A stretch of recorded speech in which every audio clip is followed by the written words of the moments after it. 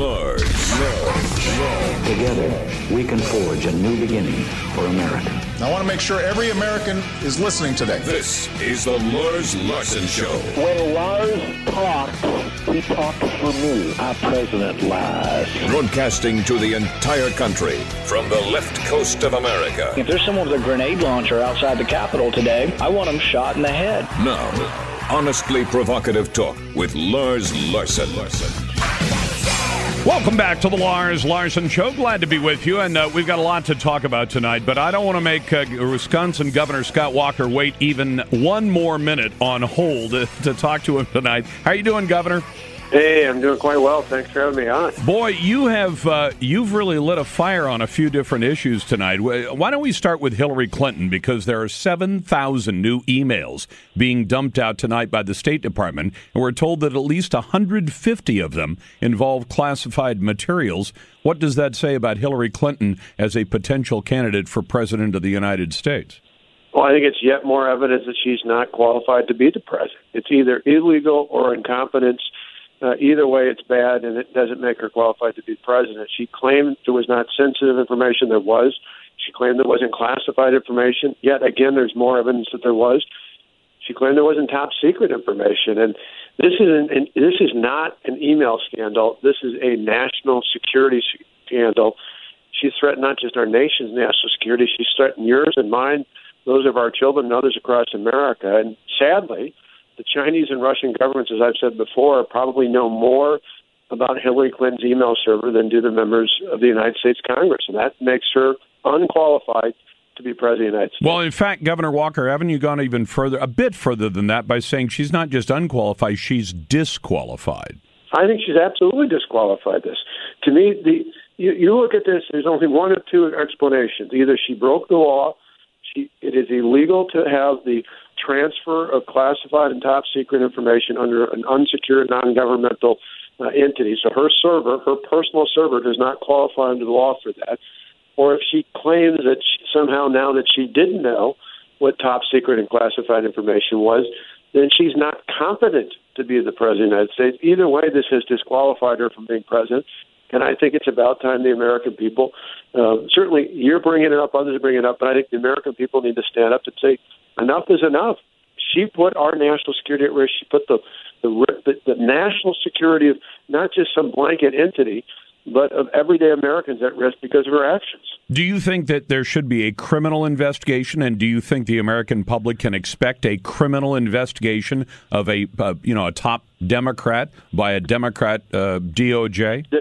There absolutely has to be. And when you think about the fact that the intelligence community's Inspector General, this is not Reince Priebus at the RNC. This is not one of our campaigns. This is the Inspector General of the very own intelligence community's Inspector General is pointing this out. You've got the State Department releasing more of this information.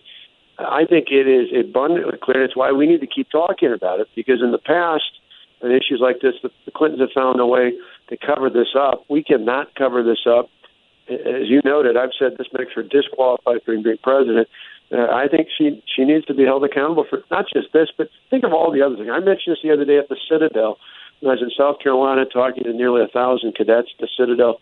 I noted at that point that you think about coming up in the not-too-distant future, we'll be again observing the anniversary of 9/11, which 9/11-2001 obviously was one of the most horrific days in American history. But a few years ago, on 9/11, we saw what happened with her actions regarding Benghazi and what happened with her actions, I should say, initially, with her thinking we should go and do what we did in Libya, and then probably one of the most outrageous things I think of her tenure as Secretary of State was the idea that she stood by the caskets of those 4 Americans who lost their lives on 9/11 in Benghazi, and she told those families that somehow these videos, this YouTube video, was responsible for that, even when she knew that wasn't.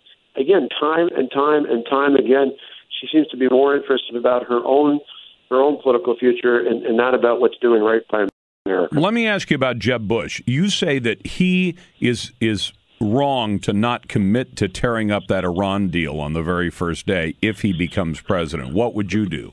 Absolutely. I'm a day one president. To me, I believe that there's too much at stake, not only with Iran, but elsewhere around the world. There's too much at stake not to be prepared to be the president on day one. Not a week after, not a month after, not 6 months after, but on day one, you need to be able to be in a position to do something on day one. And I would terminate the deal with Iran. It is a bad deal. I know it today. The experts I've worked with, the people I've worked with have made it abundantly clear that we know this is bad for Israel, it's bad for America, it's bad for the world. I would terminate it on the very first day in office. I would reinstate the sanctions already authorized by the Congress. I'd go back to the House and the Senate and get them to pass even more crippling sanctions going forward. And then I'd convince our allies to do the same, which with our allies won't be an easy task. I'm not naive about that, but the bottom line is we have to. We have to, not only because of their illicit nuclear infrastructure, but because of, on top of that, in the short term, they're a threat to Israel and to threat to the United States. This money that's going to come from the lifting of the sanctions is going to go into places, in organizations like Hamas, the Gaza Strip, like Hezbollah in Lebanon. Those are entities that want to take out Israel, and ultimately they're behind groups that want to take us out as well. This is a bad, bad deal for America. We shouldn't have to wait. Governor Bush says he's going to wait. I say I'm going to do it on day one. I'm talking to presidential candidate and Wisconsin Governor Scott Walker. Now, you've been getting a little bit of heat over the idea of a fence or a barrier of some kind on our northern border as well as our southern border. Frankly, I'm not opposed to the idea, although I think the more present threat is on our southern border. But you're right, there have been a number of terrorist plots that have been hatched in Canada where terrorists attempted to come into our country across that northern border, and it's wide open right now. I'm all about border security. I've talked about it all throughout this campaign, all throughout this year. We need to secure the border and enforce the laws. Obviously, the primary focus of that being on the south, where we've got international criminal organizations penetrating our borders with drugs and firearms and people on a routine basis each and every day, which is obviously a concern for both public safety and national security.